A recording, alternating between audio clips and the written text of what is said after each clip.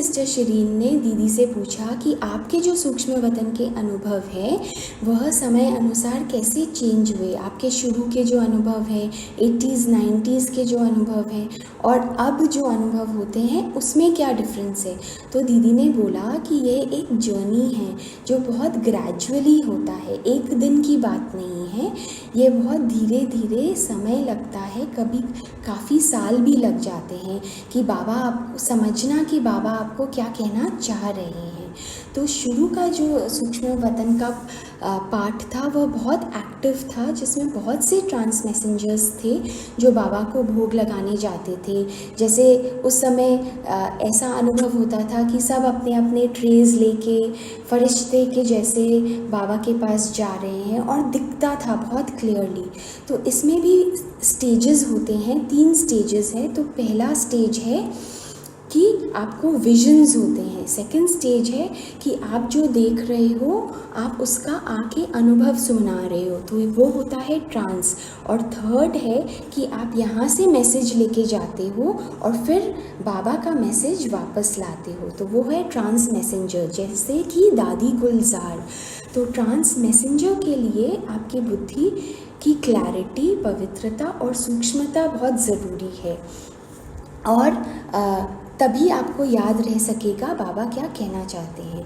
तो दीदी भी मैसेजेस लेके आती थी, क्योंकि काफ़ी बार जब दादी नहीं होते थे या मम्मा अव्यक्त हुई तो ब्रह्मा बाबा कहते थे कि बाबा से पूछ के आओ कि कैसे करना है।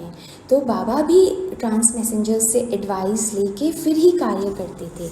लेकिन जब बाबा अव्यक्त हो गए तब कोई भी नए ट्रांस मैसेंजर्स नहीं बने, क्योंकि उस समय सूक्ष्म वतन का पार्ट चेंज हो गया, क्योंकि उस समय तक पूरी क्लैरिटी थी कि अब हमें क्या करना है, कैसे डायरेक्शंस फॉलो करना है। तो पार्ट चेंज हो गया। तो तब का पार्ट था कि मोहिनी दीदी जाते थे, भोग लगाते थे और तब की उनकी फीलिंग होती थी ज़्यादा से ज़्यादा समय बाबा के साथ रहना, उनको अब अनुभव करना। और फिर बाबा बहुत क्लियरली जो कहना चाहते थे सिर्फ वो मैसेज लाना सिग्नल के रूप में, क्योंकि दादी गुलजार का मोस्टली साइलेंट का पार्ट होता था और सूक्ष्म वतन का पार्ट भी कम होता गया, क्योंकि हमारी स्टेजेस भी एंजेलिक होती गई। तो दीदी ने कहा कि लेकिन फिर भी सूक्ष्म वतन तो है, क्योंकि वहाँ पे कार्य तो चलता है, क्योंकि वह दुनिया निराकारी और साकारी के बीच की दुनिया है, जहाँ पे हम भोग लगाते हैं, पूर्वजों का आह्वान करते हैं। तो उन्होंने अपना एक अनुभव सुनाया कि एक आत्मा थी जिन्होंने शरीर छोड़ा और लेकिन इमीडिएटली नया शरीर नहीं लिया।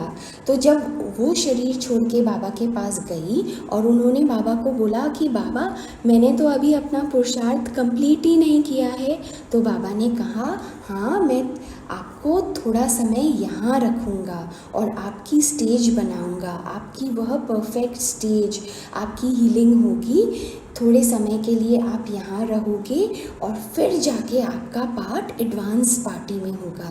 तो ये कुछ बाबा के बच्चे जो आके थोड़े समय बाबा के साथ रहते थे और फिर पार्ट बजाने जाते थे।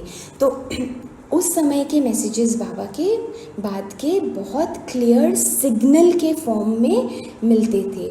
तो फिर अब मोहिनी दीदी ने कहा कि जब पिछले हफ्ते वो भोग लगाने गई तो बाबा ने उनको बहुत क्लियरली 2 चीज़ों के बारे में, 2 क्वालिटीज़ के बारे में बताया, ट्रुथ और ऑनेस्टी की बहुत आवश्यकता है, क्योंकि उसी से हमारी स्टेज बहुत लाइट और हम फ्री रह सकेंगे, क्योंकि लास्ट का समय है और वर्ल्ड ड्रामा का भी लास्ट समय है। तो सारे कार्मिक अकाउंट्स सेटल होने हैं, वह तभी हो सकता है जब हम बहुत ट्रुथफुल, ऑनेस्ट और बाबा की याद में रहें, ताकि कोई भी इन्फ्लुएंसेस हमें पुल नहीं कर सके। फिर शिरीन बहन ने पूछा कि जैसे कि आपने बोला कि हम भी ये कैपेसिटी डेवलप कर सकते हैं बाबा से बात करने का, सूक्ष्म वतन में जाने का, और आप सार रूप में बताओ कि आपकी क्या स्टेज है सूक्ष्म वतन में और निराकारी दुनिया में रहने का आप क्या पुरुषार्थ करते हो, कितने समय रहते हो? तो दीदी ने बोला कि समय तो नहीं पता, क्योंकि मेरा एफ़र्ट रहता है कि मैं 24 आवर्स ही मेरा एफ़र्ट रहे। तो बहन ने पूछा कि वो ठीक है, लेकिन फिर भी एक आइडिया कि कितना समय आपका एफ़र्ट चलता है।